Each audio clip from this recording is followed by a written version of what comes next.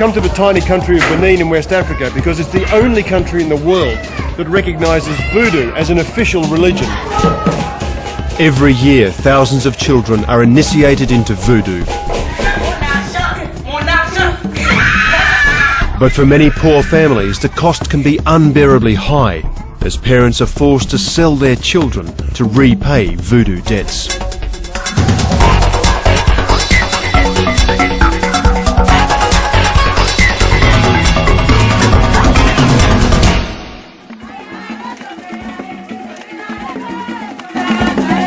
We're in the tiny West African country of Benin, where 2/3 of the population worship voodoo gods. Here in Segbohe, an ancient law enforcement ritual is underway. It's a scene that's been played out across Benin for many hundreds of years. These are the Zangbeto, which are meant to be the guardian spirits. They're like the voodoo police force, and they were used traditionally to keep order in the village. The villagers say these whirling haystacks are to be feared. They believe they're inhabited by voodoo spirits, always on the lookout for wrongdoers. Anyone they catch causing trouble in the village will be punished. Our guide, Martine de Souza, is a liberal voodoo priestess.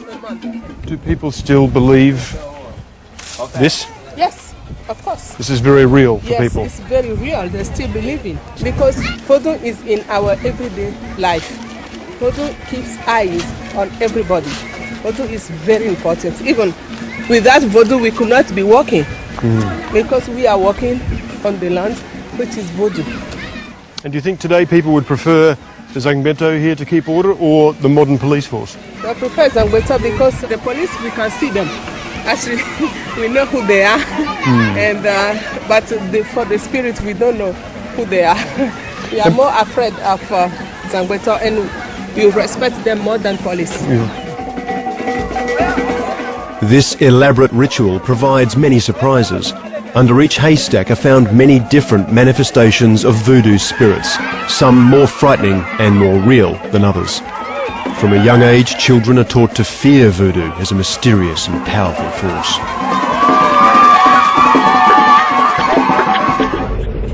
Our guide tells us voodoo first emerged in this part of West Africa more than 10,000 years ago. We're now heading north to Abomey, which is the ancient royal capital of Benin, and it still remains a very strong centre of voodoo practice. While some voodoo rituals are very public, others are only performed in private. So after some driving around, we've come to the outskirts of Abomey, and inside here we're told is going to be a special ceremony.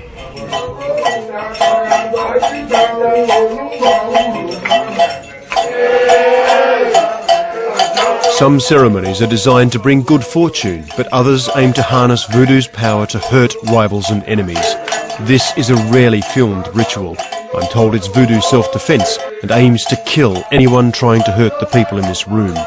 Tradition demands everyone present must remove their shirt. The last song here was to tell the spirits what to do, to send the message to go and kill somebody. Martine tells me the idea of sacrifice is central to voodoo belief. In this ceremony, the spirits are offered fresh animal blood.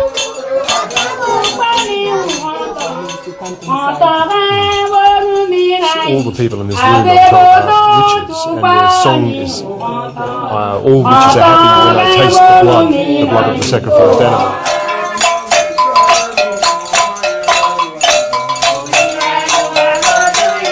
The voodoo priest eats the raw, congealed goat's blood to enhance his power.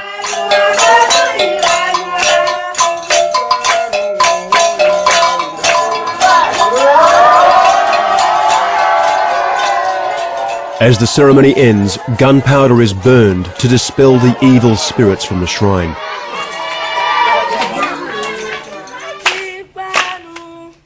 Outside, children sing a song of welcome, but it's been unsettling to see them take part in what is effectively a ritual for murder.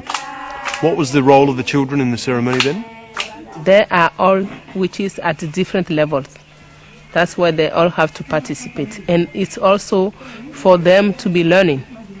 Are they being taught about voodoo all the time, or do they go to somewhere special to learn? When they reach a certain level, they'll have a very specific training. I'm told that training takes place in what are called voodoo convents, and there are thousands of them in villages across the country. So this is one of the oldest voodoo shrines and convents in the Burma. Gin is poured to appease the voodoo spirits. A series of blessings and offerings to the spirits as we enter the area. Bonsoir. Here, children are taught voodoo's secrets. We've been invited in to meet the chief trainer and the chief priest, and a stream of these young children just walked in, and some of them looked to me to be possibly 2, even 1 years old, and the one child sitting on the chair, I'm told, is a high priest because she has a big spirit. Na is the high priestess here. She tells me for voodoo to survive, it needs new recruits. It needs children. So the children who are trained here in the convent, once they leave, they are seen to be powerful by the communities, and they continue the religion of voodoo outside here, and then when the older people die here, they'll come into the shrine and take the positions. She told me none of the children go to school while at the convent. I was intrigued by the young girl on the stool. Hello. Bonsoir. Na told me her name is Mirabelle. She's 3 years old. This is Mirabelle's mother. Now, clearly Mirabelle, even to the untrained eye, looks like she's mentally handicapped. Why did you bring Mirabelle here? Why not to a doctor? She didn't have money to go and take her to a hospital, so they went to a diviner and they realised that the problem needed voodoo attention. Do you still have to pay, though, for the initiation here for Mirabelle? It will cost her about £200, 5 years of her earnings, to pay for Mirabelle's initiation. That's a lot of money to pay. What happens if you can't pay?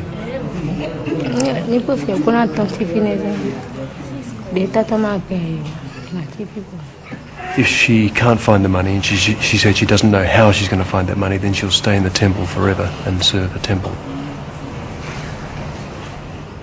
We're interrupted by the priestess. She seemed uncomfortable with our inquiries about Mirabelle's future and the cost of her stay. What's happening there, Martin? We're told now that it's time to stop talking to the woman about this child, and we should probably do something else right now by the voodoo priests. Okay. Thank you. Merci.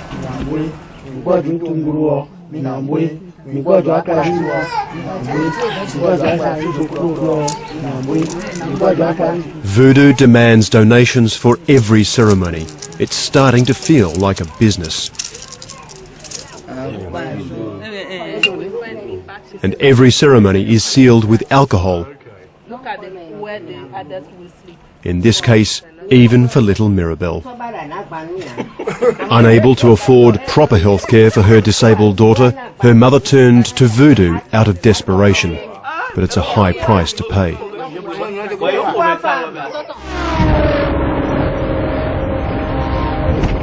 Benin is cripplingly poor.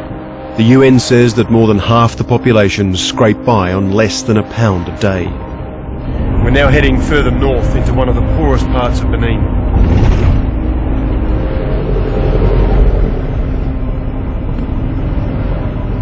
We've come to the village of Djejbe to speak to a woman who's in debt to voodoo. Her name is Adonissi, and I meet her with her extended family. They explained how she owes a huge sum to voodoo for her child. 5 of her children had died young, so she sought voodoo's help with her last pregnancy. But if the child survived, it would have to be given to voodoo and initiated at her expense. When the child was born, she felt she didn't have enough money to pay for the very expensive voodoo ceremonies when the child is taken to voodoo for initiation, so she refused. And then voodoo priests came to her and actually took the child by force to the voodoo shrine. The priests said they'd release the child if Adonissi agreed to pay for her initiation. She said she couldn't negotiate because she was afraid the spirits would kill her child. How much money do you have to pay for the ceremonies? She's borrowing money to pay for the initiation. Adonissi is saying that the ceremony will cost about 150,000 Central African francs. That's about £200. Now, she earns about 12 pence a day, she says, collecting firewood, and her husband is unemployed. So at that rate, it would take them many years, about 5 years, to pay for the ceremony.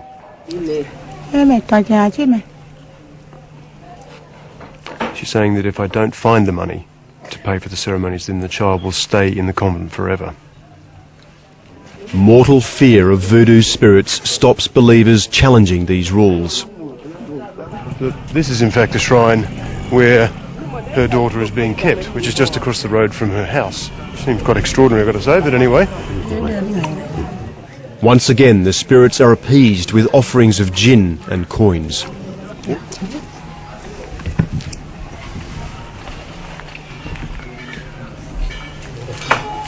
It's an entrance fee Adonissi can't normally afford, but we pay and she slips into the back of the crowd of assembling devotees. To come into the voodoo convent, we've just made 2 very small donations, but it's the equivalent of at least 2 months' firewood collection for Adonissi. 3 voodoo initiates leave their sacred quarters to come and greet us. In the 5 months since she's been here, Adonissi has not been allowed to speak with her daughter, nor will she until her daughter leaves the convent. The small girl, that's the one the mother's just pointed out to me, is her daughter. This is the convent's chief voodoo priest. He said the money doesn't go to him. It's used to buy expensive ceremonial ingredients, such as gin, goats and jewellery. Do you think, as the head of the convent, that it's right that when people are facing so much hardship in getting the money to pay for their children, do you think it's right that this continues?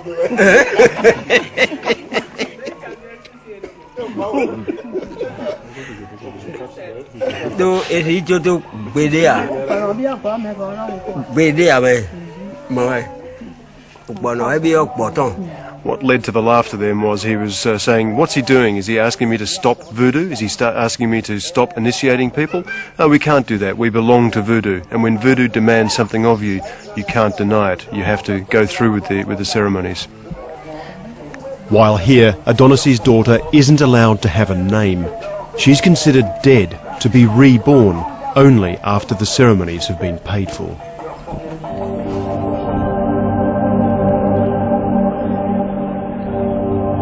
Voodoo's practiced all over Benin, but its demands are forcing some families to take drastic action. One of the ways families deal with the extreme poverty here in Benin is to send their children away from home to find work. And we're going to a part of the country further north here where this is very common practice. Arid land, rapid population growth and poor education have created Benin's crushing poverty. But it's becoming clear to me that the cost of voodoo often makes it worse.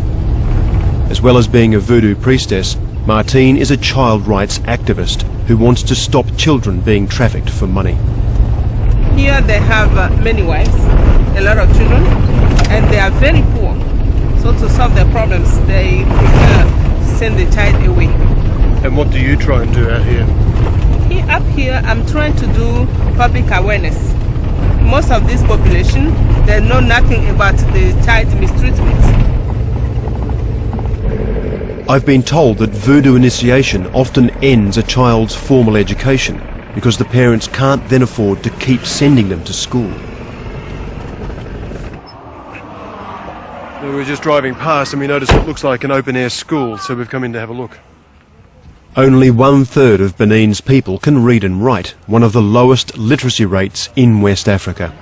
Yet some parents still spend money on voodoo instead of school. C'est bon? Un bon pour elle.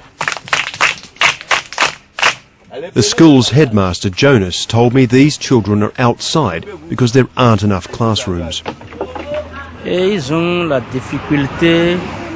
He said primary school is free, but most parents still struggle to educate their children.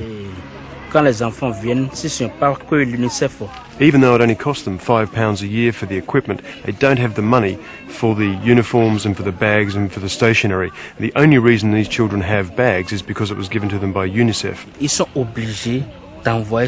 Jonas said the cost of voodoo made poverty worse. Many parents prefer to send their children away to work because it's the poverty, they need the money, and they want to send the children away so they can make money to buy a car, to live, and even to pay for ceremonies, for voodoo ceremonies. So you mean that the parents, some parents, have to send their children away for work to pay for voodoo ceremonies? He confirmed that some parents send their children away to work to pay for expensive rituals. It's the next day in Cotonou and we've been invited to another voodoo service. Voodoo dominates the lives of believers through promises of prosperity and fear of ill fortune. We found it ruled by a hierarchy blind to the pressure that its extreme costs inflict on many families. I've come to the shrine of one of the most influential voodoo priests to find out if this religion can adapt and stop its shocking impact on children. Gwendahu Innocent Joseph Syriac is a top member of the voodoo clergy. One thing we've been looking at is the cost of ceremonies, of voodoo ceremonies. They're obviously very important, but they cost people a lot of money in a country which is very poor. Is that right, that those voodoo ceremonies cost so much? The priest told me that voodoo initiation is like going to university. It's a spiritual education and people must pay for it. Is that right, though, where families in the countryside struggle? They just don't have the money to pay, and those children are chosen by voodoo, they say, they believe.